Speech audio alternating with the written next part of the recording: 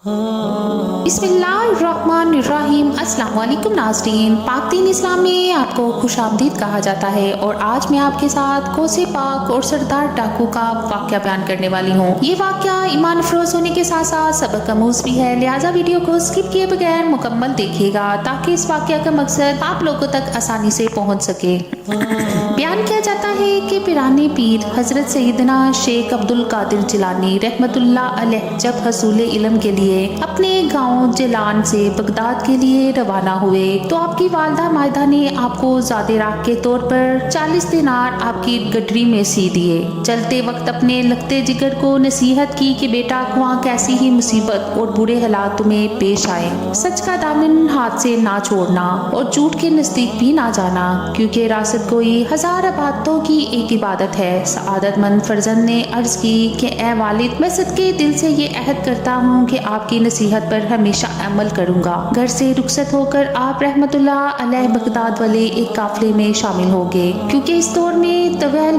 बियाबानी रास्तों में तन्हा सफर करना मुमकिन न था। असनाए सफर में हमदान से कुछ आगे फजाकों के एक जत्थे ने काफले पर छापा मारा और अहले काफले का सब माल और असबाब लूट कर तकसीम के लिए एक जगह जमा कर दिया। सैयदना हजरत शेख अब्दुल कादिर जिलानी रहमतुल्लाह अलैह एक तरफ चुपचाप ये दर्दनाक नज़ारा देख रहे थे कि एक डाकू आपकी तरफ बढ़ा और पूछा, क्यों मियाँ, तुम्हारे पास भी कुछ है? आपने फरमाया, हाँ मेरे पास 40 दिनार हैं। डाकू को आपकी बात पर यकीन आया और वो आपकी हंसी उड़ाता हुआ आगे बढ़ गया।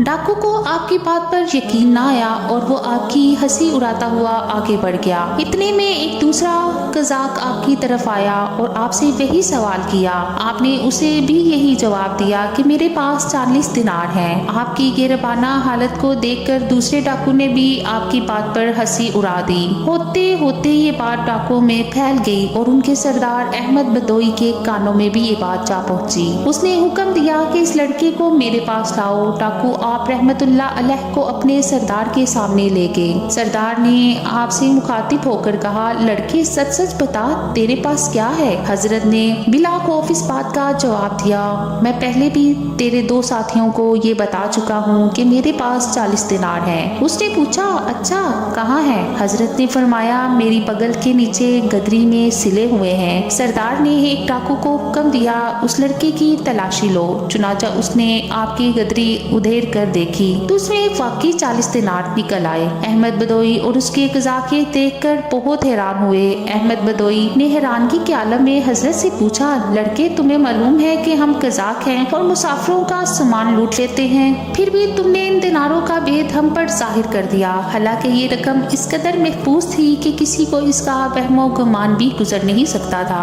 आखिर किस चीज ने तुम्हें सच बोलने पर मजबूर किया? हजरत ने फरमाया, मेरी वालदा ने घर से चलते वक्त मुझे नसीहत की थी कि हमेशा सच बोलना। भला उन 40 दिनारों की वजह से मैं अपनी वालदा की नसीहत को क्यों फरामोश कर देता और अल्लाह ताला को नाराज कर लेता? हजरत के अल्फाज सुनकर बदोई बेहद मुतासिर हुआ और उसी वक्त उस पर रकत तारी हो गई। नदामत के आंसुओं ने उसके दिल की स्याही को धो डाला और उसने आह भरकर कहा, ऐ बच्चे, तुम पर खुदा की हजारों रहमतें होकर कि तुमने अपने माँ के अहद का ख्याल रखा, लेकिन हैरत है मुझ पर कि मैंने अपनी सारी जिंदगी अपने खालिक का अहद तोड़ते गुजार दी। ऐ बच्चे, तुमने मुझे हदायत की राह दिखा दी, अब मैं रहती जिंदगी तक कभी किसी को तकलीफ नहीं पहुंचाऊंगा। ये कहकर वो हजरत के कदमों पर गिर पड़ा और रहसानी के पेशे से तायब हो गया। उसके साथियों ने जब ये मंजर देखा तो सब बेयक ज़बान पुकार उठे कि ऐ सरदार, हम भी इस बुरे पेशे से तौबा करते हैं। तो रहसनी में भी हमारा कायद था और तौबा में भी